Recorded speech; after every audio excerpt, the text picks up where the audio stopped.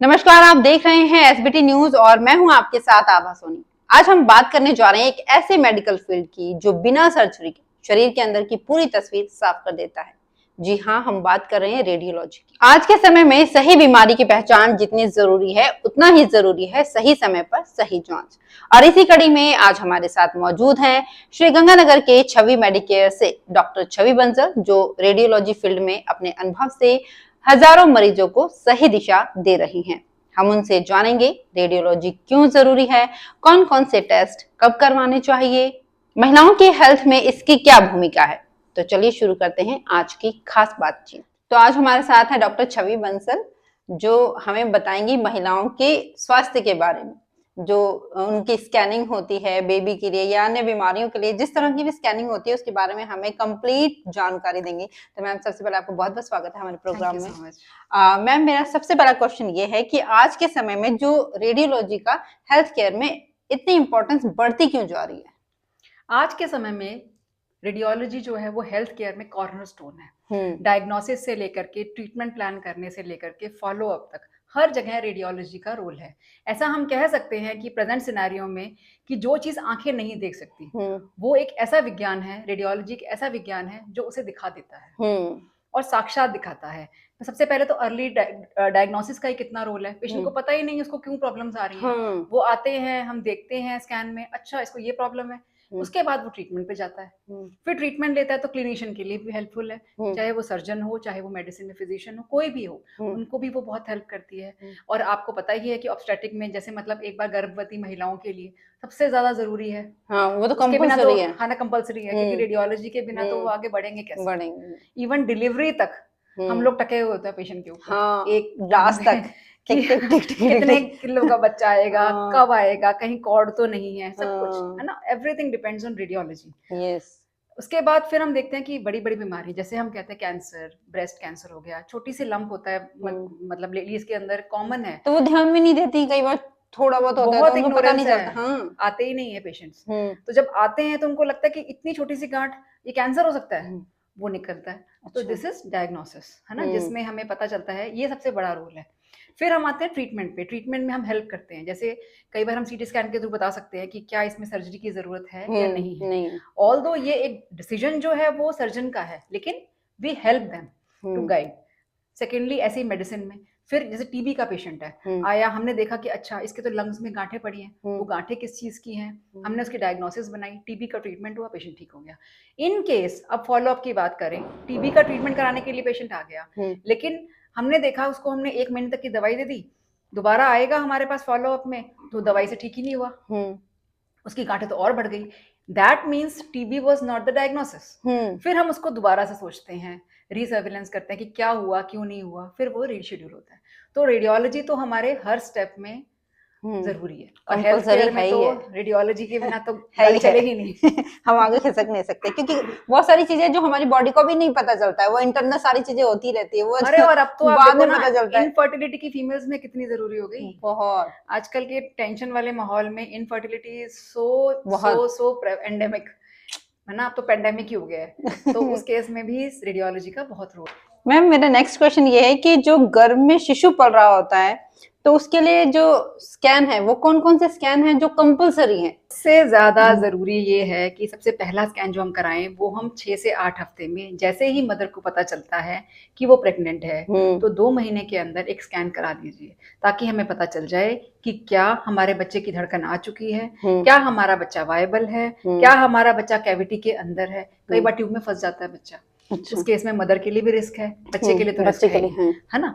तो early detection सबसे पहला। फिर जो सेकंड स्कैन मैं कहूंगी, एक होता है एंटी एनबी स्कैन। भाषा लंबी है, बड़ी है, लेकिन सिंपल भाषा में बोलूंगी तो क्या जो बच्चा ग्रो कर रहा है उसने सही दिशा पकड़ी है कि नहीं पकड़ी, कहीं वो सूजा हुआ तो नहीं है, कहीं उसके अंदर कोई क्रोमोसोमल एब्नॉर्मेलिटी तो नहीं आ रही। हम देखते हैं डाउन्स के बच्चे होते हैं, ये हम काफी अर्ली टाइम में पकड़ सकते हैं, 11-12 हफ्ते के स्कैन में। इसको हम एंटी एनबी स्कैन बोलते हैं। इसमें हम गर्दन की पीछे की थिकनेस देखते हैं, नाक की हड्डी देखते हैं, और भी बहुत छोटी छोटी चीजें होती है, माइनर डिटेल्स जो हम देख सकते हैं। इससे क्या होगा कि हमें शुरू में ही पता चल जाएगा क्या हमारा बच्चा सही है या नहीं है।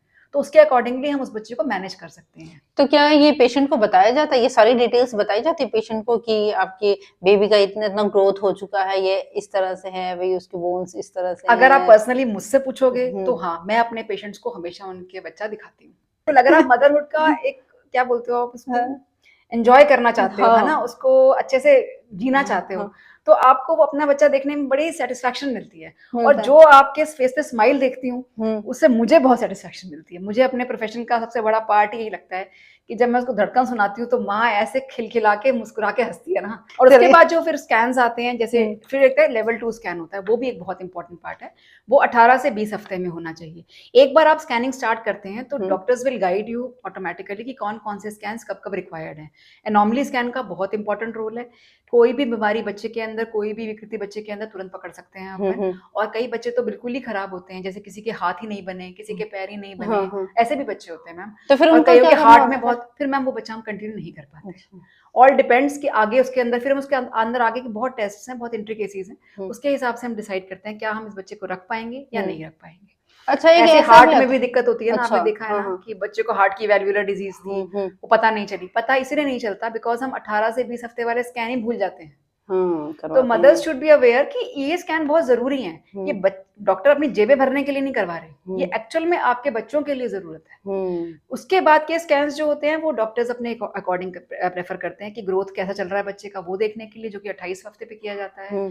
फिर बाद में देखा जाता है कि बच्चे का वेट कैसा गेन हुआ, कहीं बच्चे के चारों तरफ अमल तो नहीं लिपटी हुई, वो सब देखने के लिए फिर हम उसके अकॉर्डिंग स्कैन्स प्लान करते हैं। बट डोंट हेजिटेट कि हम डॉक्टर के पास जाएंगे तो हमारा खर्चा हो जाएगा, वो अपने जेबें भरने के लिए नहीं, ऐसा कुछ भी नहीं है। ये आपके बच्चे के लिए इम्पोर्टेंट है, इसीलिए हम इतनी मेहनत करते हैं। मैं कभी नहीं चाहूंगी कि जो मेरा बच्चा है, जिसको मैं इतने समय से देख रही हूँ, वो अचानक से कुछ को प्रॉब्लम हो जाए। अब आप मेरे पास आए नहीं 18 से 20 हफ्ते में, फिर देखा कि अरे ये क्या हुआ, सडन प्रॉब्लम, इसको तो हार्ट इसका तो पूरा खराब है ना। That is painful for me also and that is painful for mother. तो उसके लिए तो खैर है ही।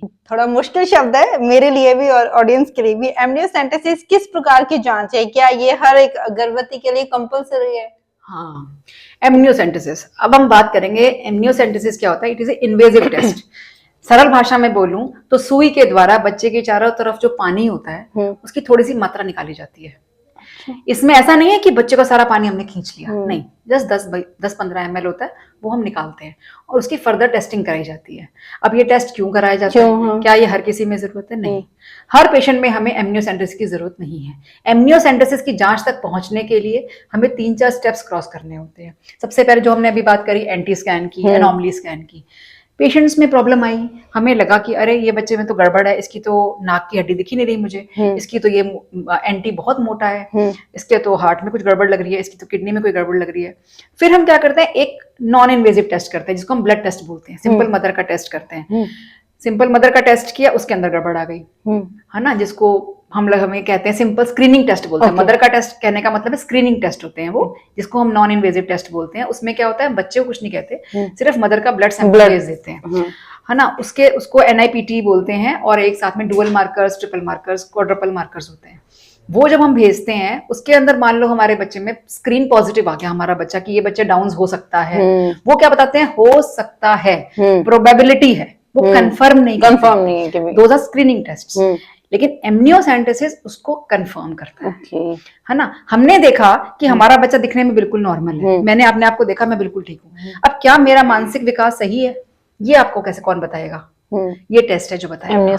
Amniocentesis will tell you, will guide you कि कहीं आपका बच्चा मानसिक रूप से विकलांग तो नहीं है, कहीं आपके बच्चे में कोई और क्रोमोसोमल एब्नॉर्मलिटी तो नहीं है। ये टेस्ट कंपलसरी होते हैं क्या? नहीं, ये उसी में कंपलसरी है जिसमें स्क्रीनिंग पॉजिटिव आया हुआ है, जो मैंने आपको बताया। स्क्रीन टेस्ट हम मोस्टली हर पेशेंट में करवाते हैं, ठीक है। स्क्रीन टेस्ट का मतलब क्या है कि हमने छलनी से छान दिए टेस्ट पेशेंट्स को कि भाई अब ये जो बच्चे हैं ना जिनके गड़बड़ आ रहे हैं, उन्हीं का ही टेस्ट हमने एमनियो करना है, सबका नहीं करना, ठीक है। जिसमें ऐसा लगता है कि हाँ इनके चांसेस थोड़े बहुत हो सकते हैं, तो जैसे मान ले कुछ लोग कहते हैं आके मेरे 3 बच्चे खराब हो गए, उनको पता ही नहीं क्यों खराब हो गए, 4 बच्चे खराब हो गए, कोई मानसिक रूप से विकलांग बच्चे पैदा हुए जा रहे हैं किसी के अंदर, किसी के बच्चे के अंदर हाथ पर काम ही नहीं करते, 2 बच्चे हो गए, 3 बच्चे हो गए, ऐसे केसेस में भी फिर हमें एमनियो करना पड़ता है। तो एमनियो करने के बाद अगर आ जाता है कि बच्चे के दिमाग के अंदर ये दिक्कत है, तो फिर उसका भी ट्रीटमेंट पेट के अंदर ही हो जाता है कि कौन सी बीमारी आई है। अब अच्छा। आप कहोगे डाउन्स का बच्चा आ गया, ट्राइसोमी 21 पॉजिटिव आ गया, ऐसे बच्चों को मैम फिर नहीं रख पाते हैं। ठीक है, this is the indication for termination. Okay, जिसको सरकार भी हमें ठप्पा लगाती है कि हाँ ऐसे बच्चों को आप एमडीपी करवा सकते हो। एक और इम्पोर्टेंट क्वेश्चन है मेरे पास कि जो बांझपन से जुड़ी महिलाएं होती हैं वो आपके सेंटर पर आती हैं, किस किस तरह की जो जांचें हैं वो आपके सेंटर पर उपलब्ध है, उसके बारे में बताइए। हाँ, इनफर्टिलिटी, बांझपन आज के सबसे major, one of the most common problem. इतना स्ट्रेस लाइफ में है, इतना सब कुछ लाइफ में है, हम इतने वेल टू डू फैमिलीज में से हैं, इतना सब कुछ हम अर्न करते हैं, इतना बढ़िया हम कमा रहे हैं, खा रहे हैं, स्ट्रेस है और वो स्ट्रेस की वजह से उनको होता नहीं कंसीव, है ना। तो one of the factor is, बाकी तो बहुत सारे फैक्टर्स होते हैं जिसकी वजह से इनफर्टिलिटी आज एक कॉमन प्रॉब्लम बन चुकी है। तो बीइंग अ फीमेल मैं भी कंफर्टेबल हूँ और पेशेंट भी हमारे साथ कंफर्टेबल होता है, फीमेल्स है ना, आके करवाने के लिए। तो हमने मोस्टली इनफर्टिलिटी के सारे टेस्ट हमारे पास उपलब्ध हैं इस समय। सबसे पहला टेस्ट हम फॉलिकल मॉनिटरिंग करते हैं कि क्या अंडा बन रहा है, नहीं बन रहा, बन रहा है तो क्या अंडा अच्छा बन रहा है, उसकी ग्रोथ कैसे हो रही है, क्या वो फूट रहा है, समय से नहीं फूट रहा, ये होता है फॉलिकल मॉनिटरिंग। ये सबसे इंपॉर्टेंट टेस्ट होता है। एक बार हमने फॉलिकल मॉनिटरिंग में पेशेंट को डाल दिया तो फिर हमें रेगुलर स्कैनिंग करनी होती है उसकी, है ना। एक तो ये टेस्ट होता है। फिर हम देखते हैं एचएसजी इसको बोलते हैं हिस्टेरोसैल्पिंगोग्राफी, मतलब ट्यूब टेस्ट, जिसको आम भाषा में लोग ट्यूब टेस्ट बोलते हैं ना, कि ट्यूब की सफाई कर दो मेरी। ट्यूब टेस्ट का मतलब होता है हम देखते हैं कि क्या हमारी ट्यूब्स पेटेंट है, क्या ट्यूब्स खुली हैं। अगर ट्यूब्स खुली होंगी तो ही आप कंसीव कर पाओगे, तो ही बच्चा हो पाएगा। अगर ट्यूब्स बंद है तो वो बच्चा नहीं हो पाता। तो ट्यूब टेस्ट हमारे रूटीनली हम करते हैं और मैं खुद ही करती हूँ, ताकि पेशेंट मेरे साथ कंफर्टेबल हो और कोई पेनफुल नहीं है ना। आई मेक श्योर कि मेरा पेशेंट एकदम कंफर्टेबल होकर मुझसे टेस्ट कराए। उसको फिर थोड़ा देने के 25-30 मिनट में आप वेट करो, उसके बाद तसल्ली से करो। भागम भाग में हम कुछ भी करेंगे तो नहीं बैठेगा, तो हम तसल्ली से करते हैं। पेशेंट को नहीं होता पेन, मोस्टली पेशेंट में नहीं होता, है ना। 99% पेशेंट्स तो बड़े आराम से करवा लेती है, 1% तो फिर वो तो एक्सेप्शंस आर ऑलवेज देयर, तो ये प्रॉब्लम्स नहीं आती हैं मोस्टली। ठीक है, तो एक ये टेस्ट हो गया, एक हमने फॉलिकल मॉनिटरिंग डिस्कस किया। एक हमने अभी नया जो टेस्ट मैं जो करती हूँ वो हम कहते हैं सलाइन सोनोहिस्टेरोग्राफी। इसमें क्या होता है कि हम लाइव टेस्टिंग करते हैं। हम नीचे से मतलब योनि की तरफ से वहां से हम एक सलाइन डालते हैं, एक कॉन्ट्रास्ट डालते हैं और लगातार मैं उसको अल्ट्रासाउंड के माध्यम से देखती रहती हूँ। इसमें 3D 4D, हाँ 3D 4D। तो कभी कभी क्या होता है, छोटी छोटी गांठें जो कैविटी के अंदर होती हैं, जहां पर बच्चे को आके रुकना है। अब बच्चे को वहां रुकना है, वहां गांठ पड़ी है, तो बच्चा कैसे रुकेगा, बट हमें वो पता ही नहीं चलती, वो कोई भी तरीका नहीं है उसको पता लगाने का। तो ये जो चीजें जिसमें पॉलिप्स, फाइब्रॉइड्स, कोई एडेशंस हैं, कोई चिपके हुए हैं कि नहीं है, कोई खराब तो नहीं है अंदर की योनि, वो सॉरी कैविटी। फिर क्या होता है, कभी कभी क्या होता है कि एबनॉर्मेलिटी है, 2 बनी हुई है, इसको हम सेप्टेट यूट्रस, बाइकॉर्नोइड यूट्रस बोलते हैं। ऐसे 2 बनी हुई है, 2 कैविटीज बनी हुई है। इन सब की डिटेक्शन में उसका बहुत मेजर रोल है। वो 3D 4D और लाइव स्कैनिंग का एक पूरा मिला जुला मिश्रण है। तो आप वो मैं करती हूँ। पेशेंट आया, मैं 15 साल से कोशिश कर रही हूँ, मेरा नहीं हो रहा, मेरा नहीं हो रहा, हम देखते हैं इसके अंदर अच्छा ये पॉलिप पड़ा, ये छोटी चीज मिस हो रही थी इतने समय से। इतनी स्कैनिंग के बाद भी उसके बाद 10 स्कैन होंगे, लेकिन कहीं भी वो लिखा हुआ नहीं है। क्यों? क्योंकि हमें दिखता ही नहीं है ना। तो जैसे ही हमें पता चलता है उसका ट्रीटमेंट होता है एंड शी कंसीव्ड। तो ये एक बहुत इंपॉर्टेंट टेस्ट है जो अभी हमारे पास प्रेजेंटली अवेलेबल है। तो अभी तक ज्यादातर पेशेंट ऐसे आते हैं जिनके अंदर कुछ प्रॉब्लम हो, या ऐसा भी होता है कि मतलब बांझपन ये बन ही नहीं सकती, ऐसा कुछ भी आता है? ऐसे कुछ भी पेशेंट आते हैं? देखो ये बहुत रेयर केसेस होते हैं, जैसे यूट्रस है ही नहीं, यूट्रस बहुत छोटा है, अब जिसके बच्चादानी होगी नहीं मैम। कुछ लोग ऐसे है कि जिनको क्या है कि ब्लीडिंग हो, पीरियड्स आए नहीं कभी, हाँ, तब तो फिर अब वो हेजिटेट करते हैं, वो कभी डॉक्टर के पास गए ही नहीं, तो उनको पता ही नहीं कि उनकी यूट्रस है भी कि नहीं है। ऐसे पेशेंट्स में अनडाउटेडली उनको प्रेगनेंसी नहीं हो पाती उसके अंदर। मैम इसमें हमें प्रॉपर जेनेटिक टेस्टिंग्स और प्रॉपर टेस्टिंग, कहीं थैलेसीमिया, तो बहुत सारे टेस्ट होते हैं छोटे छोटे ना, जो हमें करवाने पड़ते हैं। हमें नहीं पता उस पेशेंट को पहला बच्चा क्यों गया, चलो पहला बच्चा गया तो हम कहते हैं कि कभी कभी मतलब ये हो जाता है ना, नेचुरल भी हो जाता है, बट लगातार 3 या 4 बच्चों का जाना, ये एक कोई ना कोई हमें इंडिकेट कर रहा है कि कोई प्रॉब्लम चल रही है। प्रॉब्लम उसके लिए मैं देखो मल्टीपल टेस्ट है, ऐसे एक इंटरव्यू में तो नहीं बताऊंगी कि कितने टेस्ट होते हैं, क्या क्या टेस्ट होते हैं, बहुत अंदर तक घुसना पड़ता है। लेकिन यस, यू शुड कंसल्ट, आपको एक फीटल मेडिसिन से कंसल्ट करना चाहिए कि मेरा बच्चा बार बार जा रहा है ना। जैसे हमने एक पेशेंट देखा था मैम, उसमें क्या हुआ था, उसका हर बच्चा 12 हफ्ते पे चला जाता था। फिर हमने उसकी जेनेटिक टेस्टिंग कराई, तो उसकी जेनेटिक टेस्टिंग में एक जीन ऐसा आया जो सक्सेसिवली हर बच्चे में गड़बड़ होगा, ऐसा हम अनुमान करते हैं, क्योंकि वो मदर और फादर दोनों में रिसेसिव था, छुपा हुआ था, लेकिन बच्चों के अंदर उभर उभर के आ रहा था बार बार, जिसकी वजह से बच्चा जा रहा था। ठीक है ना, तो फिर हमने ये कंक्लूजन निकाला कि इसके बच्चे नहीं हो सकते, क्योंकि इसके सारे बच्चे उस रीजन की वजह से जाएंगे ही जाएंगे। तो उसका कोई सॉल्यूशन कुछ? बिल्कुल, फिर आप आईवीएफ की तरफ जाइए, आप डोनर दूसरा ले लो, आप स्पर्म दूसरा ले लो। एक क्वेश्चन और है कि ब्रेस्ट हेल्थ के बारे में आप महिलाओं को कुछ गाइड करना चाहती हैं कि बहुत जरूरी है। हाँ, बहुत सारे मतलब इस तरह के केसेस भी बहुत सारे आ रहे हैं, तो उसके बारे में आप बताइए। ब्रेस्ट हेल्थ के बारे में सबसे पहले मैं ये कहना चाहूंगी कि अपना रेगुलर चेकअप करें। हर फीमेल को अपना रेगुलर चेकअप करना चाहिए, अपना देखना चाहिए कि कहीं कोई उसको गांठ तो महसूस नहीं हो रही, कहीं कोई उसको लंप तो फील नहीं हो रहा, कोई डिस्चार्ज तो नहीं है, कोई निपल रिट्रैक्शन तो नहीं है, कई बार कहते हैं निपल से कुड़ने लग जाता है अपने आप। ये सब चीजें आपको एक बार जरूर अपने रेगुलर मॉनिटरिंग करनी चाहिए, पहली चीज। और दूसरी चीज कि जैसे ही आपको कोई गांठ महसूस होती है, जैसे ही आपको कोई अपने चेंजेस लगते हैं ब्रेस्ट के अंदर, डिस्चार्ज है, कुछ भी है, या दर्द हो रहा है, या सूजन आ रही है, तो तुरंत डॉक्टर को दिखाना चाहिए। कभी भी हेजिटेशन नहीं होनी चाहिए मैम, है ना, हमारे लिए ये एक नॉर्मल चीज है। और अगर आप उस बीमारी को बड़ा कर लोगे तो एक छोटा सा बीज कब पेड़ बन जाएगा हमें पता भी नहीं चलता। तो बेटर रहता है कि हम ये चाहेंगे कि जब भी, मैं हर फीमेल को यही बोलूंगी कि अगर आपको छोटे से छोटा भी अगर आपको लग रहा है ना कि ये लंप गड़बड़ है, जो मुझे पहले नहीं था अब मुझे क्यों फील हो रहा है, उसके लिए आप स्कैन जरूर कराओ। बॉडी में कुछ भी चेंजेस आते हैं तो एक बार तो स्कैन करवाना चाहिए, बिकॉज हमें नहीं पता कि क्या ये कोई पॉजिटिव इंडिकेटर है या नेगेटिव इंडिकेटर है, हमें नहीं पता कि क्या हो सकता है, और कराना ही चाहिए। दूसरी बात, मैं ऐसे भी नहीं बोलूंगी कि हर पेशेंट को रोज ही आके स्कैन करा लेना चाहिए या हर एज में कराना चाहिए। मोस्टली हम कहते हैं कि 30 तक कोई स्कैनिंग की, ऐसे रेगुलर स्कैनिंग की जरूरत नहीं है, आप रूटीन हेल्थ चेकअप, अपना ब्रेस्ट चेकअप करो, चलेगा। 30 to 40 ईयर्स की एज में भी, जैसे कईयों के क्या है, हिस्ट्री है मैम, है ना, मदर को था, मौसी को था, मामा को था, मामी को था, जिसको भी था, फैमिली में हिस्ट्री थी, है ना, या बहनों में हिस्ट्री है, तो ऐसे पेशेंट्स को करवा लेना चाहिए 30 to 40 की एज में। और 40 प्लस एज में तो एक बार साल में, 1 या 2 साल में करवाना ही चाहिए। But all depends on the risk factors also, ऐसा नहीं है सबके लिए ये चीज गाइड होती है, ये एक नॉर्मल बात है। बाकी अगर आप देखेंगे जिसमें रिस्क फैक्टर्स ज्यादा हैं, उन केसेस के अंदर उनको रेगुलर मॉनिटरिंग पे रखना। हमारा नेक्स्ट क्वेश्चन ये है कि पीरियड्स बंद होने के कुछ सालों बाद अगर सडन ब्लीडिंग होने लग जाए तो क्या इसके लिए स्कैन करवाना जरूरी है? बहुत ये मोस्टली फीमेल्स में देखा गया है। पोस्ट मेनोपॉजल ब्लीडिंग बोलते हैं इसको अपन, जैसे जो बड़ी लेडीज में होता है 50 के बाद पीरियड्स बंद हो गए, लेकिन 2 साल 3 साल के बाद अचानक से ब्लीड हो गया, वो कहती हैं बस जरा सा स्पॉट ही हुआ था, जरा सा एक बूंद ही गिरा था। बट नहीं, अगर आपको लगता है कि पोस्ट मेनोपॉजल ब्लीडिंग हुई है, अगर एक बूंद भी गिरी है तो तुरंत स्कैन कराओ, बिकॉज ये मोस्टली केसेस में एक कैंसर का इंडिकेटर है। अच्छा, मुझे ये बताइए कि आपके छवि मेडिकेयर सेंटर पर क्या क्या सुविधाएं उपलब्ध है? फीमेल्स के लिए मोस्टली हमने सारी फैसिलिटीज दे रखी हैं, जिसमें अल्ट्रासाउंड भी है, एक्सरेज भी हैं, HSGs भी हैं, है ना, सारी तरह की मॉनिटरिंग है, जो भी उनको इनफर्टिलिटी में बताया आपको, प्रेगनेंसी के जितने भी स्कैन है, चाहे फीटल इको है, चाहे कलर डॉपलर है, 3D 4D एवरीथिंग हमारे पास अवेलेबल है। सीटी स्कैन की सुविधा हमारे पास है, 32 स्लाइस सीटी स्कैन हमारे पास अवेलेबल है। एंजियोग्राफीज हम करते हैं, कोरोनरी एंजियोग्राफी को छोड़कर सारी एंजियोग्राफीज हम अभी कर रहे हैं।